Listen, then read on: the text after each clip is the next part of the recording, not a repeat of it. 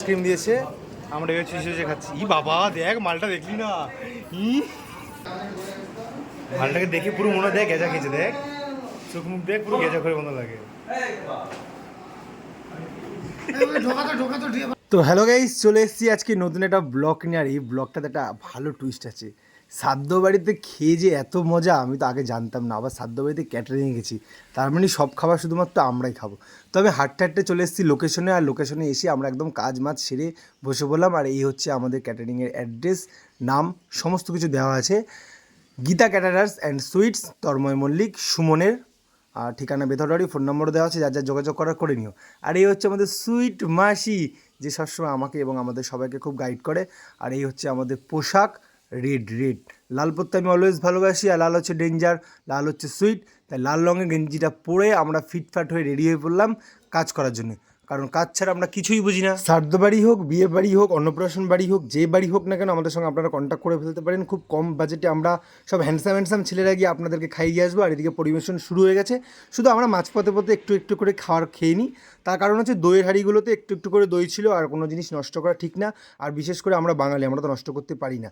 তাই আমি দই দিয়ে একটা ঘোল বানিয়ে নিয়েছি ভালো। শুধু ঘোল বানালেই হবে, ঘোলটা খাওয়াতে হবে। আর খাওয়ার পর জিজ্ঞাসা করতে হবে কেমন হয়েছে। তো আমি আমার ভাইকে খাইয়ে দিলাম, আর ভাই দেখুন কি বলে, বললো সেই আইসক্রিম দিয়েছে, আমরা এবার চুষে খাচ্ছি। ই বাবা দেখ মালটা দেখলি না, ই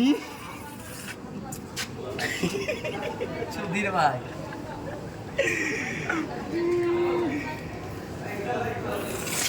যে যেভাবে ইচ্ছা খাক, শুধুমাত্র খেলেই হলো, আর খেলে পরেই পেট ভরবে, তাই না? তাই খাওয়ার ব্যাপারটা খাওয়া। অ্যাকচুয়ালি প্রচণ্ড গরম পড়েছিল, তাই আমাদের মালিক আমাদেরকে আইসক্রিম এনে দিয়েছিল। কিন্তু আইসক্রিমটা খেতে এত ভালো ছিল যে আমরা খেতেই পাচ্ছিলাম না। তাই আইসক্রিমটা দিয়ে আমরা একটুখানি ঠোঁটমোট ঘষে লাল করে নিচ্ছিলাম। তারপরে তো একে তো দেখে বুঝতেই পারছেন সাদ্য বাড়িতে কত স্বাদ। এই দেখুন আমার পুরো খাবার নিয়ে আমি বসে পড়েছি। আর এই হচ্ছে সেলিব্রিটি, ভিডিওর সামনে আসতে চাইছিল না, তাই নড়াচড়া করছিল। তাই যাই হোক, ওকে বাদ দিয়ে আমরা খেতে বসবো। আর আমি খেতে বসে বললাম না মরতো, আমরা বিশ্বাস করে জানতামই না। খিদির মাল পোত মেরে দিচ্ছে। রান্না খুব ভালো হয়েছে। আবার যদি কেউ মারা যায় আমরা অবশ্যই বসে কন্ট্যাক্ট করবো।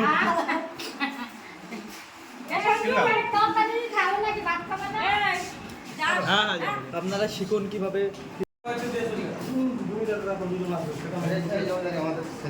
আসুক, আসে বসে খাই দি।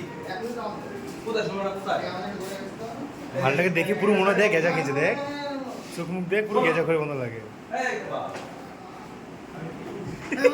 ঢোকাতো দিয়ে বাড়ি যাও।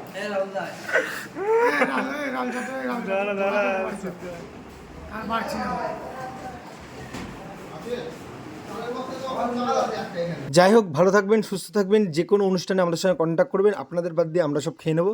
তো যাই হোক, ব্লগটা এখানেই শেষ করছে। সাদ্য বাড়ির ব্লগ মানে তো কোনো কথাই হবে না। তো যাই হোক, tata, love you, bye by.